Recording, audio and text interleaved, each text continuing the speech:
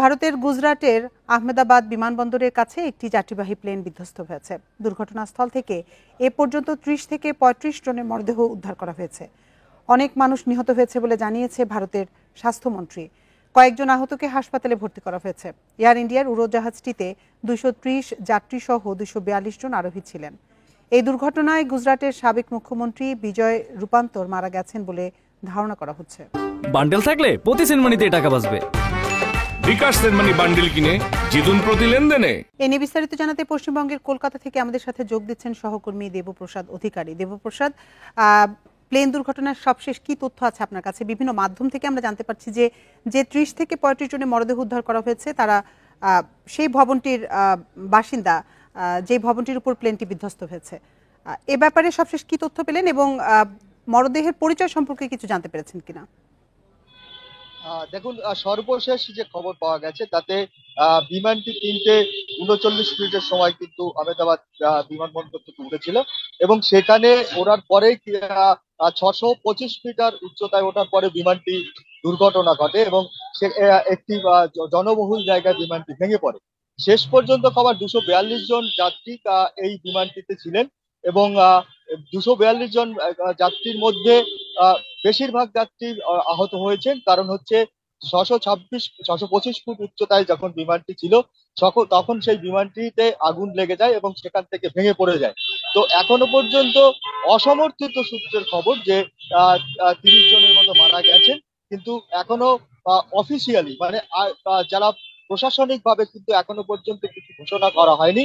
তবে মৃতদেহের সংখ্যা বাড়তে পারে। এখনো পর্যন্ত ৩০ জনের মতো এরকম একটা সংখ্যা অসমর্থিত সূত্রে বলা হচ্ছে, কিন্তু কোনো প্রশাসনিক ভাবে এখনো কোনো সংখ্যার কথা ঘোষণা করা হয়নি।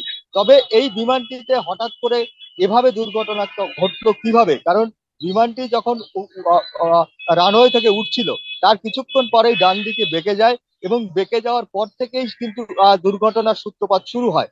তো সেক্ষেত্রে এখানকার যারা স্থানীয় যারা বলছেন তাদের বক্তব্য হচ্ছে যে বিমানটি একটি গাছের সঙ্গে সামান্য ধাক্কা লেগেছিল, তারপরে এই বিমানের দুর্ঘটনা। কিন্তু দুর্ঘটনার কি কারণ এখনো পর্যন্ত কিন্তু পরিষ্কার নয়। তবে এই ২৪২ জন যে যাত্রী ছিলেন তার মধ্যে কানাডিয়ান যাত্রী ছিলেন এবং গুজরাট এবং আহমেদাবাদের যাত্রী ছিলেন। কিন্তু তারা এখন যাদেরকে উদ্ধার করা হয়েছে তাদেরকে পার্শ্ববর্তী একটি হাসপাতালে নিয়ে যাওয়া হয়েছে, সরকারি হাসপাতালে, এবং তাদের এই মুহূর্তে চিকিৎসা চলছে। কিছুক্ষণ পরে, কারণ ইতিমধ্যে প্রধানমন্ত্রী নরেন্দ্র মোদী শোক প্রকাশ করেছেন, স্বরাষ্ট্রমন্ত্রী অমিত শাহ ঘটনাস্থলে যাচ্ছেন এবং যিনি বিমান মন্ত্রী তিনি কিন্তু ইতিমধ্যেই বলেছেন, শোক প্রকাশ করবেন, সমাজ মাধ্যমে বলেছেন। তিনি বলেছেন যে এই যে ঘটনা তার জন্য তাৎক্ষণিকভাবে উদ্ধার কার্যের জন্য যা যা দরকার, কারণ ইতিমধ্যে দমকল বাহিনী সেখানে পৌঁছে গেছে। প্রধানমন্ত্রী এও বলেছেন যে এই মুহূর্তে উদ্ধার কার্যের জন্য যা যা ব্যবস্থা নেওয়া তাৎক্ষণিকভাবে ব্যবস্থা নিতে হবে।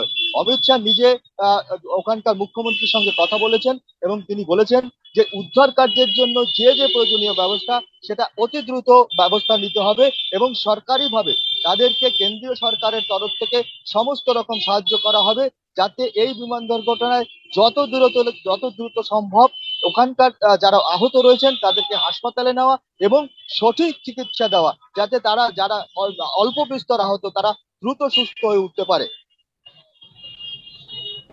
ভারতের কলকাতা থেকে জানাচ্ছিলেন আমাদের সহকর্মী দেবপ্রসাদ অধিকারী।